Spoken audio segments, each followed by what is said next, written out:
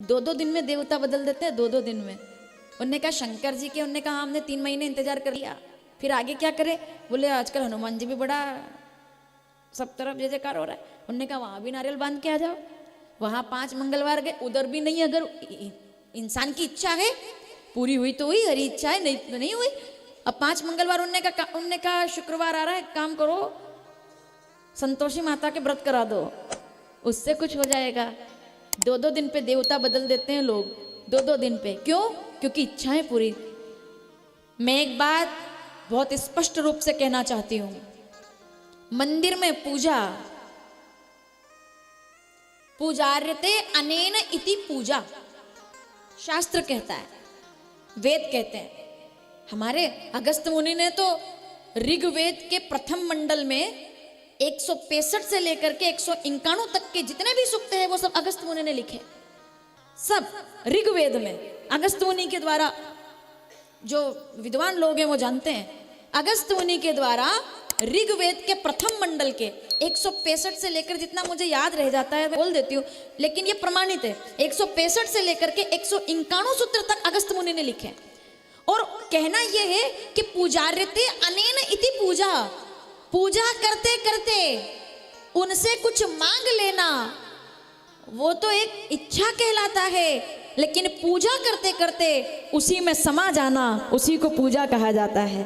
कि मैं तुझसे क्या मांगू, जो मांगूंगा वो सब संसार में रह जाएगा। कुछ मांगू तो ऐसा मांगूंगा जो मेरे साथ रहे और मेरे बाद भी रहे। मुझे कुछ ऐसा देना कि कमाल का ताना दिया आज मुझे मेरे भगवान ने। मांगने ही मांगने आते हो, कभी कभी मिलने भी तो आया करो। एक सोमवार जल खाली ऐसे ही लेके आ जाओ कि आज मांग नहीं रहे कुछ, आज बस मिलने आए। कभी ऐसा हुआ है? बहुत कम हुआ है, हुआ ही नहीं। जिधर जितनी बड़ी इच्छा उतनी बड़ी पूजा, क्षमा कीजिएगा।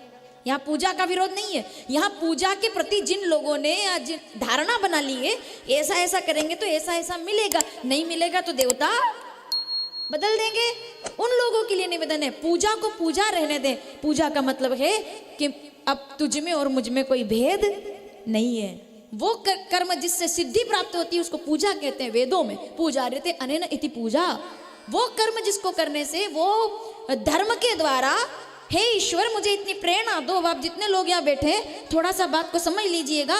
धर्म के द्वारा जब भोग प्राप्त होता है, सावधान, धर्म के द्वारा जब भोग प्राप्त होता है, पैसा तो सब कमाते हैं, पर जब वो धर्म के द्वारा कमाया जाता है तो धर्म के द्वारा प्राप्त धन से जब भोग किया जाता है तो उसी धन के, धर्म के प्रभाव से उस भोग से एक दिन अपने आप वैराग्य हो जाता है। यानी कि वो पैसा आपको पकड़ता नहीं है, लेकिन अधर्म के द्वारा धन कमा करके जो भोग किया जाता है वो केवल और केवल आसक्ति दे सकता है, मुक्ति कभी नहीं दे सकता।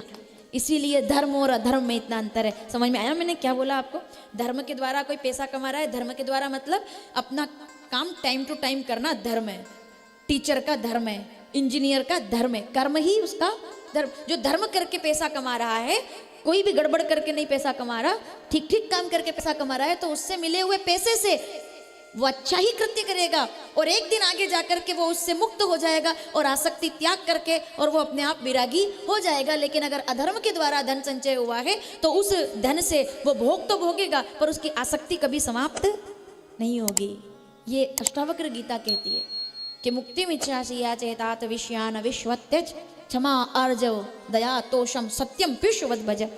तो भैया समझ गए आप, ईश्वर को इच्छाओं के लिए नहीं, मैं तुझसे कुछ मांगने नहीं आया, मैं तो तुमको मांगने के लिए आया हूं, तेरे अलावा और कुछ भी नहीं चाहिए, मैं तुमको मांगने।